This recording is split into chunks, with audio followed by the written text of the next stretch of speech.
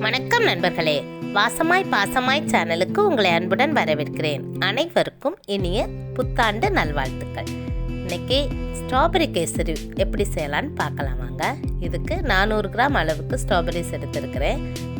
அதை இது போல் குட்டி குட்டியாக கட் பண்ணி நம்ம எடுத்துக்கலாம். இப்போ எல்லாத்தையும் குட்டியாக நறுக்கிட்டு வந்தாச்சு. எந்த அளவுக்கு சின்னதாக கட் பண்ண முடியுமோ கட் பண்ணிக்கோங்க. ஸ்ட்ராபெரி கிடைக்கும்போது நீங்கள் இது போல் ட்ரை பண்ணுங்கள். ஒரு 3 டேபிள் ஸ்பூன் போல் நெய் சேர்த்து, நெய் சூடான உடனே நம்ம கட் பண்ணி வச்சுருக்கக்கூடிய ஸ்ட்ராபெரிஸை இதில் ஆட் பண்ணிடலாம். நெய்யில் நம்ம இது போல் ஃப்ரை பண்ணும்போது பார்த்திங்கன்னா ஸ்ட்ராபெரி நல்லா சாஃப்டாகி நமக்கு கிடைக்கும். பாருங்கள், இந்த அளவுக்கு வெந்து கிடைக்கும்போது இதில் அரை கப் அளவுக்கு சுகர் ஆட் பண்ணியிருக்கிறேன். மொத்தமாக 1.5 கப் அளவுக்கு நம்ம இதில் சுகர் ஆட் பண்ணணும். 1 கப் அளவுக்கு ரவை சேர்க்க போகிறேன். எல்லா அளவுகளும் இதே கப்பில் சேர்க்க போகிறேன். இப்போ நல்லா மிக்ஸ் பண்ணி விட்டுக்கலாம். இது போல் மசிச்சு விட்டுக்குங்க. ஸ்ட்ராபெரிஸ் எல்லாமே நல்லா சாஃப்டாகி நமக்கு கிடைக்கும். அதே கப்லையே 3 கப் அளவுக்கு நான் தண்ணி சேர்க்குறேன்.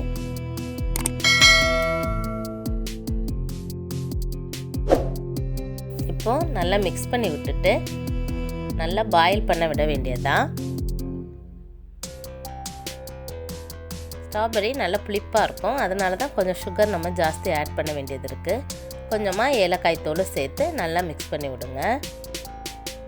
புளிப்பு இனிப்புன்னு அவ்வளோ டேஸ்ட்டாக இந்த கேசரி இருக்கும். நீங்கள் கண்டிப்பாக உங்கள் வீட்டில் ட்ரை பண்ணுங்கள்.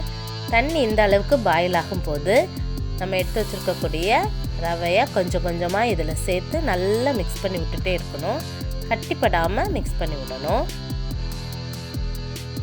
பாருங்கள், இப்போ சூப்பராக ரெடி ஆயிடுச்சு. இந்த நேரத்தில் மீதி இருக்கக்கூடிய சுகரை ஆட் பண்ணி கொஞ்சம் கொஞ்சமாக ஆட் பண்ணி நம்ம நல்லா மிக்ஸ் பண்ணி விட வேண்டியதுதான்.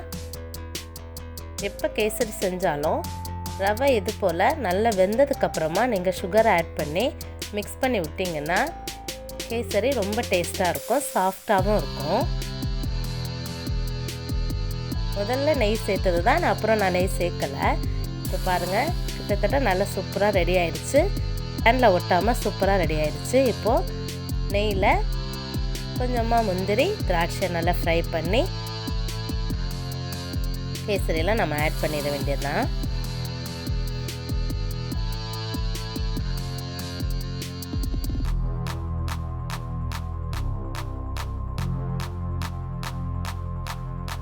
சூப்பராக சாஃப்டாக டேஸ்டியான கேசரி ரெடி ஆயிடுச்சு. இந்த ஸ்ட்ராபெரி கேசரியை உங்கள் வீட்டில் நீங்கள் கண்டிப்பாக செஞ்சு பாருங்கள். எப்படி இருந்துச்சுன்னு கமெண்ட் பண்ணுங்கள். இந்த வீடியோ உங்களுக்கு பிடிச்சிருந்துச்சுன்னா லைக் பண்ணுங்கள், ஷேர் பண்ணுங்கள், சப்ஸ்கிரைப் பண்ணுங்கள். வீடியோவை இது வரைக்கும் பார்த்ததுக்கு ரொம்ப நன்றி. இந்த புத்தாண்டு தித்திப்பாய் வளமானதாய் உங்களுக்கு அமையட்டும்.